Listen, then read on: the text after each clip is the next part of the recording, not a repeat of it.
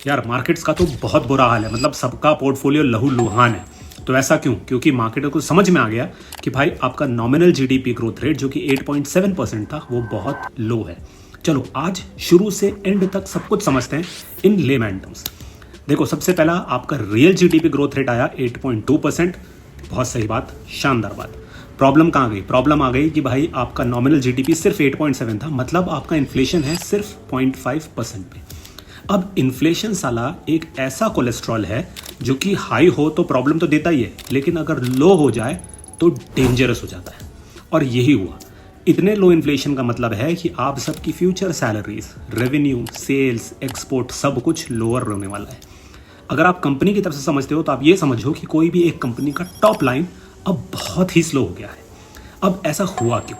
ऐसा इसलिए हुआ क्योंकि सबसे पहली बात, आरबीआई का अभी भी जो रेपो रेट चल रहा है वो काफ़ी हाई है, ठीक है। और दूसरा सबसे बड़ी बात ये कि इंडिया का यूएस एक्सपोर्ट्स एकदम ख़त्म हो गया है।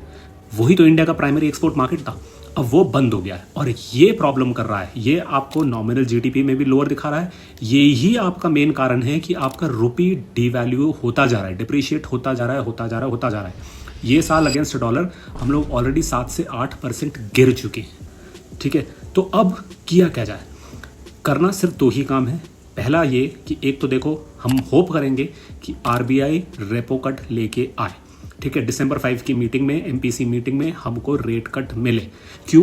क्योंकि एमपीसी का काम ही है, उनका मालूम है, जो डायरेक्टिव है वो ही कहता है कि आपको इंडिया का इन्फ्लेशन रखना है 2 से 6% के बीच में।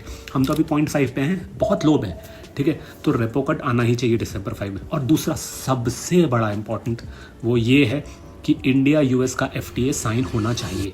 क्यों? क्योंकि अगर वो नहीं हुआ तो आपका again nominal GDP growth rate कम रहेगा, प्राइवेट कैपेक्स भी नहीं होगा।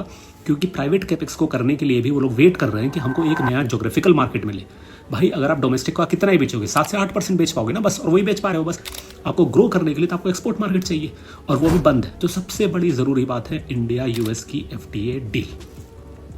अगर वो हुई तो हम लोग वापस से ग्रोथ ट्रेजेक्टरी 11-12% पे आ जाएंगे। और हाँ, एक और बात ये याद रखना कि निफ्टी का ईयरली रिटर्न्स भी आपके नॉमिनल जो जीडीपी नंबर्स आते हैं, ग्रोथ रेट आते हैं, उसी पे होता है। अगर 8.7% का अगर आपका नॉमिनल जीडीपी ग्रोथ रेट है, मतलब आपको 9 या 10% का आपको निफ्टी का ग्रोथ रेट मिलेगा ईयरली। तो वी होप कि ये नंबर बढ़े। For such information like, share and subscribe to my channel.